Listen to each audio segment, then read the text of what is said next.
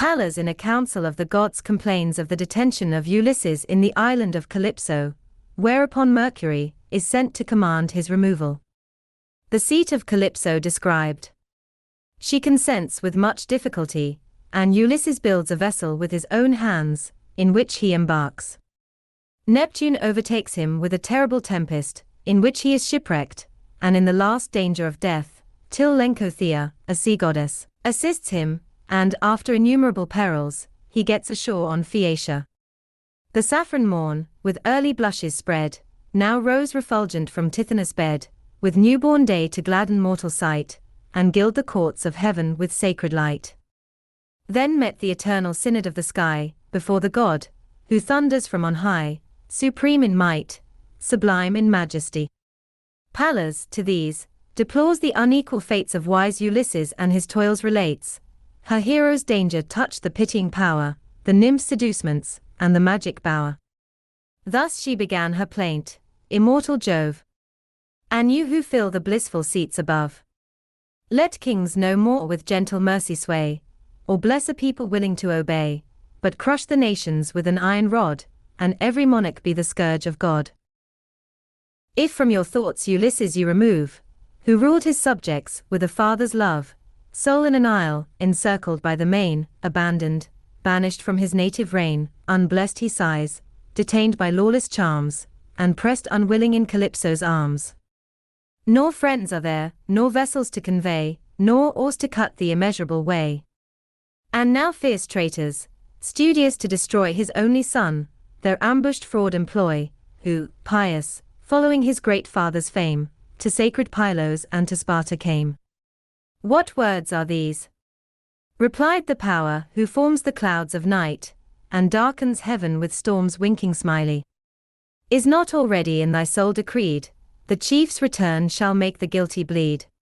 What cannot wisdom do? Thou mayest restore the son in safety to his native shore, while the fell foes, who late in ambush lay, with fraud defeated measure back their way. Then thus to Hermes the command was given, Hermes, thou chosen messenger of heaven. Go, to the nymph be these our orders borne, 'tis Jove's decree, Ulysses shall return, the patient man shall view his old abodes, nor helped by mortal hand, nor guiding gods in twice 10 days shall fertile Scheria find, alone, and floating to the wave and wind. The bold Phaeacians there, whose haughty line is mixed with gods, half human, half divine, the chief shall honor as some heavenly guest, and swift transport him to his place of rest, his vessels loaded with a plenteous store of brass, of vestures, and resplendent, or a richer prize than if his joyful isle received him charged with Ilion's noble spoil, his friends, his country, he shall see, though late. Such is our sovereign will, and such is fate. He spoke. The god who mounts the winged winds fast to his feet the golden pinions binds, that high through fields of air his flight sustain o'er the wide earth, and o'er the boundless main, he grasps the wand that causes sleep to fly, or in soft slumber seals the wakeful eye, then shoots from heaven to Hyperia's steep, and stoops incumbent on the rolling deep. So watery fowl, that seek their fishy food, with wings expanded o'er the foaming flood, now sailing smooth the level surface sweep, now dip their pinions in the briny deep. Thus o'er the word of waters Hermes flew, till now the distant island rose in view. Then, swift ascending from the azure wave, he took the path that winded to the cave. Large was the grot, in which the nymph he found, the fair-haired nymph with every beauty crowned. The cave was brightened with a rising blaze, cedar and frankincense, an odorous pile, flamed on the hearth, and wide perfumed the aisle, while she with work and song the time divides, and through the loom the golden shuttle guides. Without the grot a various sylvan scene appeared around, and groves of living green, poplars and alders ever quivering played, and nodding cypress formed a fragrant shade, on whose high branches, waving with the storm, the birds of broadest wing their mansions form, the chough, the seamew, the loquacious crow, and scream aloft, and skim the deeps below. Depending vines the shelving caverns screen, with purple clusters blushing through the green. 4 limped fountains from the clefts distill, and every fountain pours a several rill, in mazy windings wandering down the hill, where bloomy meads with vivid greens were crowned, and glowing violets through odors round. A scene where, if a god should cast his sight, a god might gaze, and wonder with delight.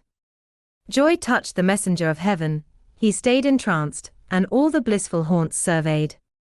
Him, entering in the cave, Calypso knew, 4 powers celestial to each other's view stand still confessed, though distant far they lie to habitants of earth, or sea, or sky. But sad Ulysses, by himself apart, poured the big sorrows of his swelling herd, all on the lonely shore he sate to weep, and rolled his eyes around the restless deep. Toward his loved coast he rolled his eyes in vain, till, dimmed with rising grief, they streamed again. Now graceful seated on her shining throne, to Hermes thus the nymph divine begun, god of the golden wand. On what behest arrivest thou here, an unexpected guest? Loved as thou art, thy free injunctions lay, 'tis mine with joy and duty to obey.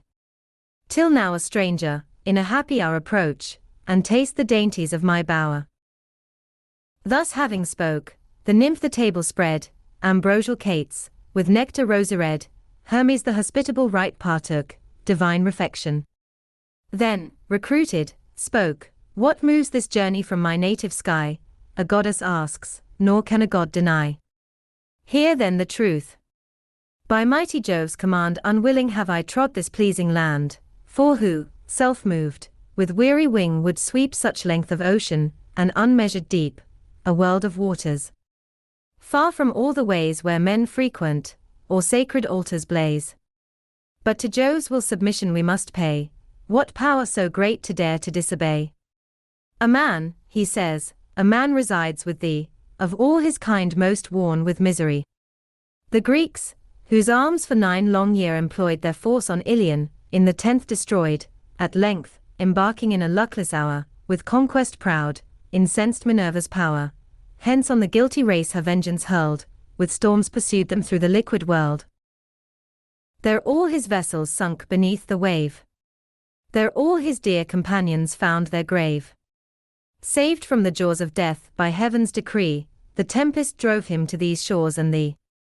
Him, Jove now orders to his native land straight to dismiss. So destiny commands, impatient fate his near return attends, and calls him to his country and his friends. E'en to her inmost soul the goddess shook, then thus her anguish, and her passion broke, ungracious gods. With spite and envy cursed. Still to your own ethereal race the worst. Ye envy mortal and immortal joy, and love, the only sweet of life destroy. Did ever goddess, by her charms engage a favored mortal, and not feel your rage? So when Aurora sought Orion's love, her joys disturbed your blissful hours above, till, in Ortygidian's winged dart, had pierced the hapless hunter to the heart. So when the covert of the thrice-eared field saw stately Ceres to her passion yield, scarce could Iasian taste her heavenly charms, but Jove's swift lightning scorched him in her arms. And is it now my turn, ye mighty powers? Am I the envy of your blissful bowers? A man, an outcast to the storm and wave, it was my crime to pity, and to save, when he who thunders rent his bark in twain, and sunk his brave companions in the main, alone abandoned, in mid-ocean tossed, the sport of winds, and driven from every coast, hither this man of miseries I led, received the friendless, and the hungry fed, nay vainly promised, to bestow immortal life, exempt from age and woe. 'Tis past and Jove decrees he shall remove, gods as we are but slaves to Jove. Go then he must, if he ordain, try all those dangers, all those deeps, again, but never shall Calypso send to toils like these her husband and her friend. What ships have I, what sailors to convey, what oars to cut the long laborious way? Yet I'll direct the safest means to go, that last advice is all I can bestow. To her the power who hears the charming rod, dismiss the man, nor irritate the god, prevent the rage of him who reigns above, for what's so dreadful as the wrath of Jove? Thus having said, he cut the cleaving sky, and in a moment vanished from her eye. The nymph, obedient to divine command, to seek Ulysses, paced along the sand, him pensive on the lonely beach she found, with streaming eyes in briny torrents drowned, and inly pining for his native shore. For now the soft enchantress pleased no more, for now, reluctant, and constrained by charms, absent he lay in her desiring arms, in slumber wore the heavy night away, on rocks and shores consumed the tedious day. There sate all desolate, and sighed alone, with echoing sorrows made the mountains groan. And rolled his eyes o'er all the restless main, till, dimmed with rising grief, they streamed again. Here, on his musing mood the goddess pressed, approaching soft, and thus the chief addressed, unhappy man. To wasting woes a prey, no more in sorrows languish life away. Free as the winds I give thee now to rove. Go, fell the timber of yon lofty grove, and form a raft, and build the rising ship, sublime to bear thee o'er the gloomy deep. To store the vessel let the care be mine, with water from the rock and rosy wine, and life-sustaining bread, and fair array, and prosperous gales to waft thee on the way. These, if the gods with my desire comply, the gods, alas, more mighty far than I, and better skilled in dark events to come, in peace shall land thee at thy native home. With sighs Ulysses heard the words she spoke, then thus his melancholy silence broke. Some other motive, goddess, sways thy mind, some close design, or turn of womankind, nor my return the end, nor this the way, on a slight raft to pass the swelling sea, huge, horrid, vast, where scarce in safety sails the best-built ship, though Jove inspires the gales. The bold proposal how shall I fulfill, dark as I am, unconscious of thy will? Swear, then, thou meanest not what my soul forebodes, swear by the solemn oath that binds the gods. Him, while he spoke, with smiles Calypso eyed, and gently grasped his hand, and thus replied, This shows thee, friend, by old experience taught, and learned in all the wiles of human thought, how prone to doubt, how cautious, are the wise. But hear, O earth, and hear, ye sacred skies. And thou, O Styx, whose formidable floods glide through the shades, and bind the attesting gods. No formed design, no meditated end, lurks in the counsel of thy faithful friend. Kind the persuasion, and sincere my aim, the same my practice, were my fate the same. Heaven has not cursed me with a heart of steel, but given the sense to pity and to feel. Thus having said, the goddess marched before, he trod her footsteps in the sandy shore. At the cool cave arrived, they took their state, he filled the throne where Mercury had sate. For him the nymph a rich repast ordains, such as the mortal life of man sustains. Before herself were placed the cates divine, ambrosial banquet, and celestial wine. Their hunger satiate, and their thirst repressed, thus spoke Calypso to her godlike guest, Ulysses. With a sigh she thus began winking smiley. O sprung from gods, in wisdom more than man, is then thy home the passion of thy heart? Thus wilt thou leave me, are we thus to part? Farewell. And ever joyful mayst thou be, nor break the transport with one thought of me. But Ulysses, wert thou given to know what fate yet dooms thee still to undergo, thy heart might settle in this scene of ease. And e'en these slighted charms might learn to please. A willing goddess, an immortal life, might banish from thy mind an absent wife. Am I inferior to a mortal dame? Less soft my feature, less august my frame? Or shall the daughters of mankind compare their earth-born beauties with the heavenly fair? Alas! For this, the prudent man replies, against Ulysses shall thy anger rise. Loved and adored, O goddess as thou art, forgive the weakness of a human heart. Though well I see thy grace is far above the dear, though mortal, object of my love, of youth eternal well the difference know, and the short date of fading charms below, yet every day, while absent thus I roam, I languish to return and die at home. Whate'er the gods shall destine me to bear, in the black ocean, or the watery war, 'tis mine to master with a constant mind, inured to perils, to the worst resigned, by seas, by wars, so many dangers run, still I can suffer, the high will be done. Thus while he spoke, the beamy sun descends, and rising night her friendly shade extends. To the close grot the lonely pair remove, and slept delighted with the gifts of love. When rose morning called them from their rest, Ulysses robed him in the cloak and vest. The nymph's fair head a veil transparent graced, her swelling loins a radiant zone embraced with flowers of gold, an under robe, unbound, in snowy waves flowed glittering on the ground. Forth issuing thus, she gave him first to wield a weighty axe with truest temper steeled, and double-edged, the handle smooth and plain, wrought of the clouded olive's easy grain, and next, a wedge to drive with sweepy sway, then to the neighboring forest led the way.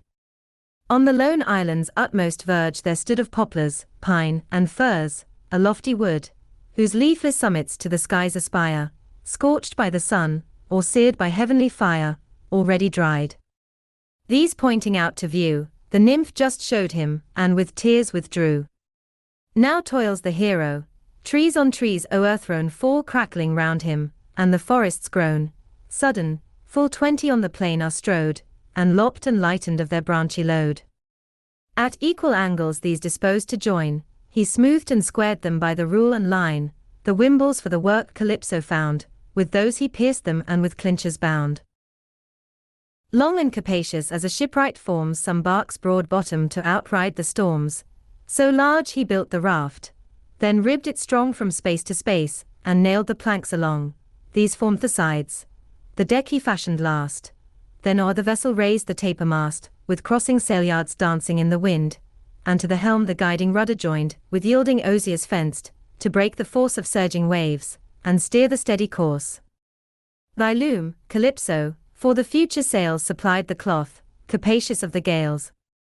With stays and cordage last he rigged the ship, and, rolled on levers, launched her in the deep.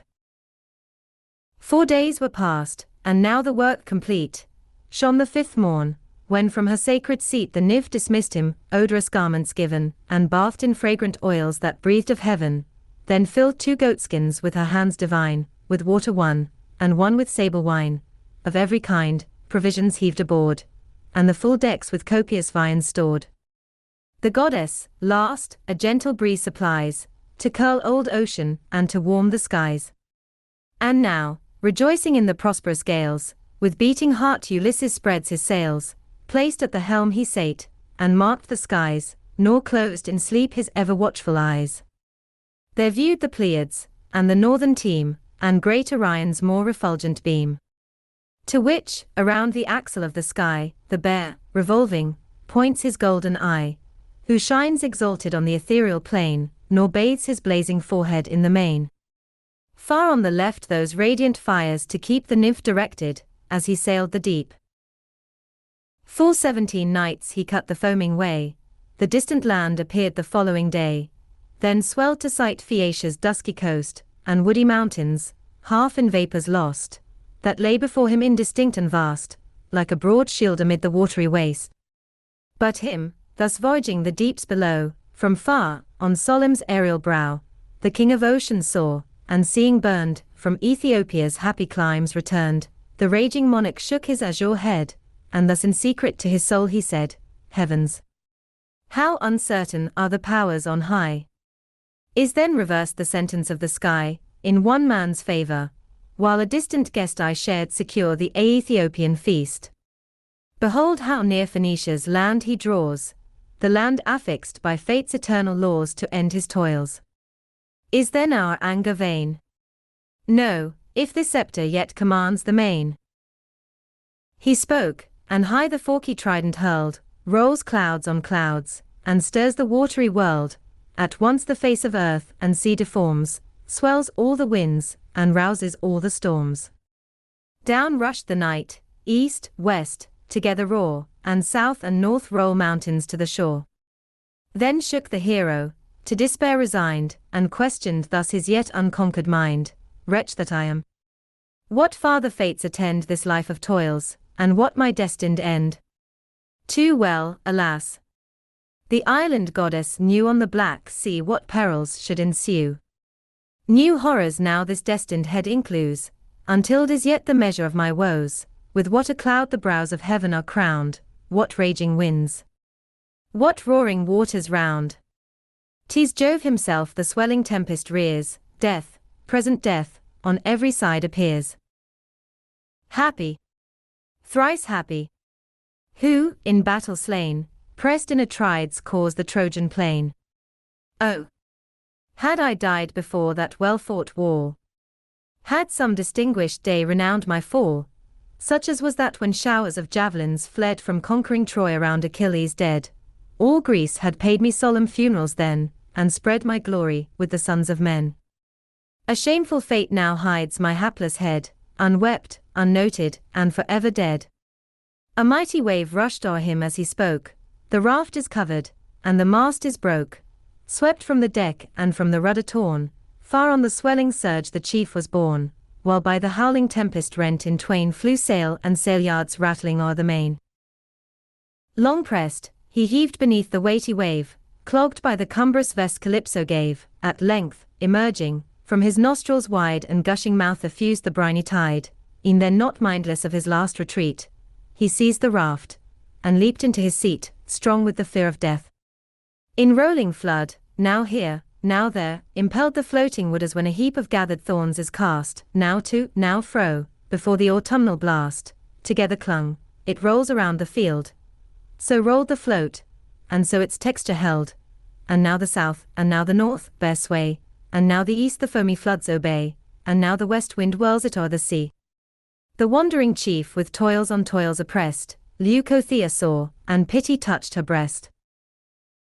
Herself a mortal once, of Cadmus strain, but now an azure sister of the main, swift as a sea-mew springing from the flood, all radiant on the raft the goddess stood, then thus addressed him, thou whom heaven decrees to Neptune's wrath, stern tyrant of the seas.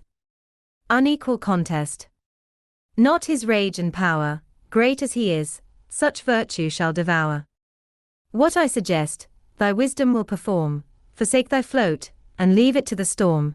Strip off thy garments, Neptune's fury brave with naked strength, and plunge into the wave. To reach Phaeacia all thy nerves extend, their fate decrees thy miseries shall end. This heavenly scarf beneath thy bosom bind, and live, give all thy terrors to the wind. Soon as thy arms the happy shore shall gain, return the gift, and cast it in the main, observe my orders, and with heed obey, cast it far off, and turn thy eyes away. With that, her hand the sacred veil bestows, then down the deeps she dived from whence she rose, a moment snatched the shining form away, and all was covered with the curling sea.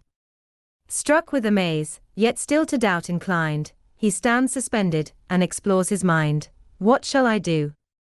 Unhappy me! Who knows but other gods intend me other woes? Whoe'er thou art, I shall not blindly join thy pleaded reason, but consult with mine, for scarce in ken appears that distant isle thy voice foretells me shall conclude my toil. Thus then I judge, while yet the planks sustain the wild waves' fury, here I fixed remain, but, when their texture to the tempest yields, I launch adventurous on the liquid fields, join to the help of gods the strength of man, and take this method, since the best I can. While thus his thoughts an anxious counsel hold, the raging god a watery mountain rolled, like a black sheet the whelming billows spread, burst o'er the float, and thundered on his head. Planks, beams, disparted fly, the scattered wood rolls diverse, and in fragments strews the flood. So the rude Boreas, o'er the field new shorn, tosses and drives the scattered heaps of corn. And now a single beam the chief bestrides, there poised awhile above the bounding tides, his limbs discumbers of the clinging vest, and binds the sacred cincture round his breast. Then prone in ocean in a moment flung, stretched wide his eager arms, and shot the seas along. All naked now, on heaving billows laid, stern Neptune eyed him, and contemptuous said, Go, learned in woes, and other foes essay. Go, wander helpless on the watery way, thus find out the destined shore, and then, if Jove ordains it, mix with happier men. Whate'er thy fate, the ills our wrath could raise shall last remembered in thy best of days. This said, his sea-green steeds divide the foam, and reach high Aegae and the towery dome. Now, scarce withdrawn the fierce earth-shaking power, Jove's daughter Pallas watched the favouring hour. Back to their caves she bade the winds to fly, and hushed the blustering brethren of the sky. The drier blasts alone of Boreas away, and bear him soft on broken waves away, with gentle force impelling to that shore, where fate has destined he shall toil no more. And now, 2 nights, and now 2 days were past, since wide he wandered on the watery waste, heaved on the surge with intermitting breath, and hourly panting in the arms of death. The third fair morn now blazed upon the main, then glassy smooth lay all the liquid plain, the winds were hushed, the billows scarcely curled, and a dead silence stilled the watery world, when lifted on a ridgy wave he spies the land at distance, and with sharpened eyes. As pious children joy with vast delight, when a loved sire revives before their sight, who, lingering along, has called on death in vain, fixed by some demon to his bed of pain, till heaven by miracle his life restore. So joys Ulysses at the appearing shore, and sees and labors onward as he sees the rising forests, and the tufted trees. And now, as near approaching as the sound of human voice the listening ear may wound, amidst the rocks he heard a hollow roar of murmuring surges breaking on the shore, nor peaceful port was there, nor winding bay, to shield the vessel from the rolling sea, but cliffs and shaggy shores, the dreadful sight. All rough with rocks, with foamy billows white. Fear seized his slackened limbs and beating heart, as thus he communed with his soul apart. Me. When, o'er a length of waters tossed, these eyes at last behold the unhoped-for coast, no port receives me from the angry main, but the loud deeps demand me back again. Above, sharp rocks forbid access, around roar the wild waves, beneath is sea profound.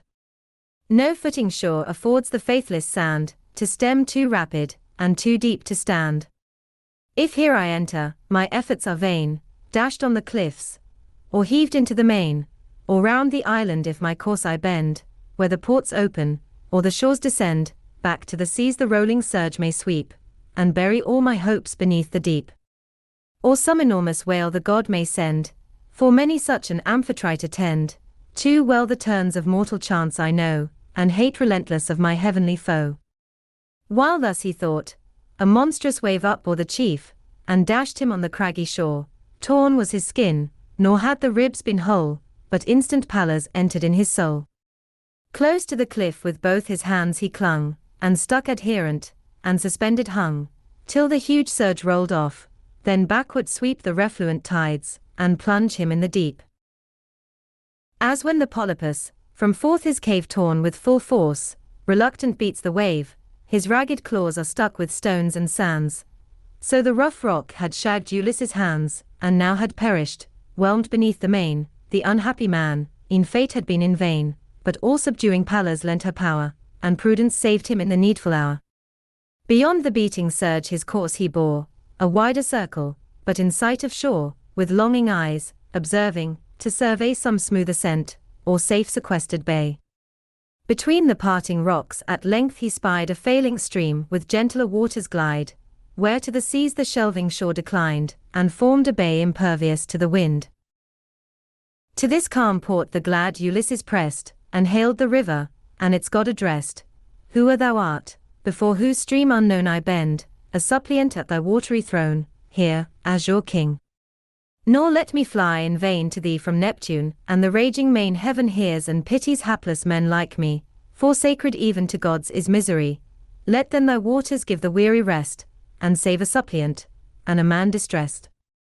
He prayed, and straight the gentle stream subsides, detains the rushing current of his tides, before the wanderer smooths the watery way, and soft receives him from the rolling sea. That moment, fainting as he touched the shore, he dropped his sinewy arms, his knees no more performed their office, or his weight upheld, his swollen heart heaved, his bloated body swelled, from mouth and nose the briny torrent ran, and lost in lassitude lay all the man, deprived of voice, of motion and of breath, the soul scarce waking in the arms of death. Soon as warm life its wonted office found, the mindful chief Leucothea's scarf unbound, observant of her word, he turned aside his head, and cast it on the rolling tide. Behind him far, upon the purple waves, the waters waft it, and the nymph receives. Now parting from the stream, Ulysses found a mossy bank with pliant rushes crowned. The bank he pressed, and gently kissed the ground, whereon the flowery herb as soft he lay. Thus to his soul the sage began to say, "What will ye next ordain, ye powers on high?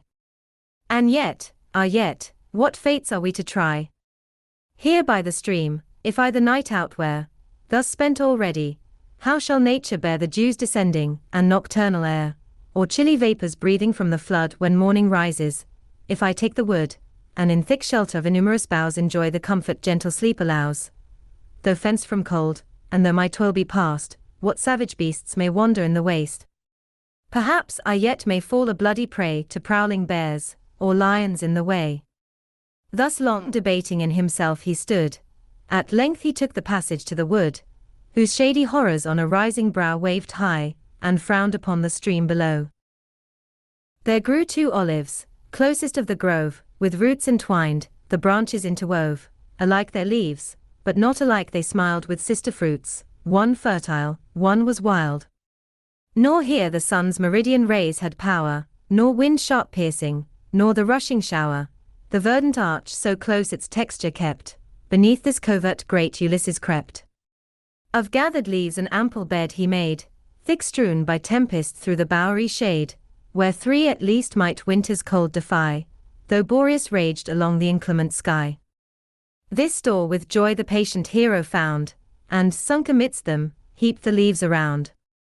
As some poor peasant, fated to reside remote from neighbors in a forest wide, studious to save what human wants require, in embers heaped, preserves the seeds of fire, hid in dry foliage thus Ulysses lies, till Pallas poured soft slumbers on his eyes, and golden dreams, the gift of sweet repose, lulled all his cares, and banished all his woes.